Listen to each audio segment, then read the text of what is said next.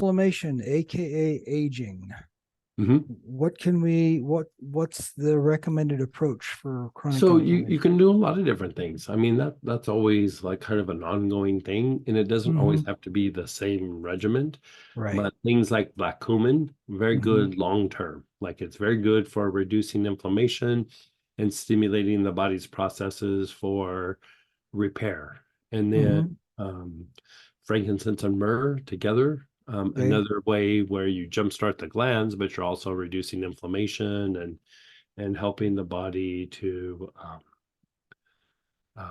regenerate itself. Uh, Hmm.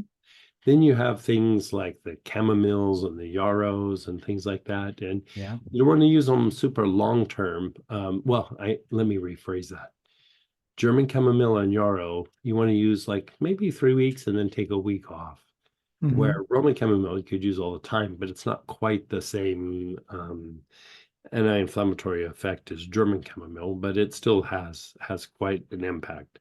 And Hmm. so that can be good. Like I take a lot of Roman chamomile or Cape chamomile internally um, for that reason.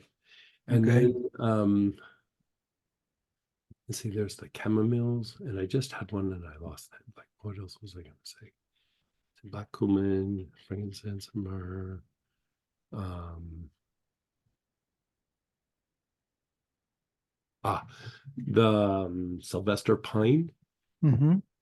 So the Sylvester pine helps your body produce cortisol. And so Okay. if you have like joints or things that are degenerating, that can be helpful. Um, but also like when you have say urgency to urinate or a lot of frequency of urination, a lot of times there's some inflammation either in the bladder, the urinary tract, maybe the kidneys, or for men, it could also be in the prostate. And so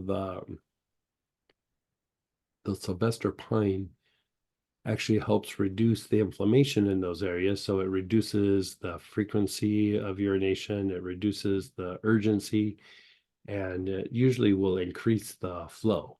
Uh, it's not something you would use to increase the flow a lot, but it does usually increase the flow Hmm. just because you've reduced the inflammation.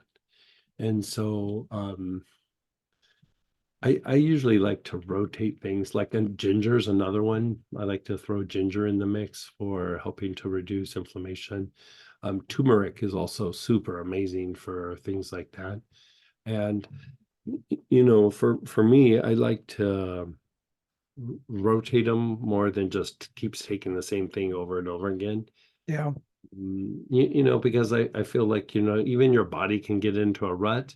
And the thing that's nice about rotating them, there's certain things that you would want to treat consistently no matter what. Like if you're trying to treat the glands, frankincense and myrrh, it's a no-brainer. You just keep doing that over and over again, right? But Hmm. like inflammation, for example, you know, you start reducing some of the inflammation, well, the body might go, well, he's got that taken care of. Let's just not do that anymore, reserve some of the energy and do something else. Like, I like the idea of rotating approaches so that you're constantly trying to evolve the treatment that you're trying to do for a particular condition, and you don't allow the body's processes to get too lazy or start phoning in their efforts, so to speak.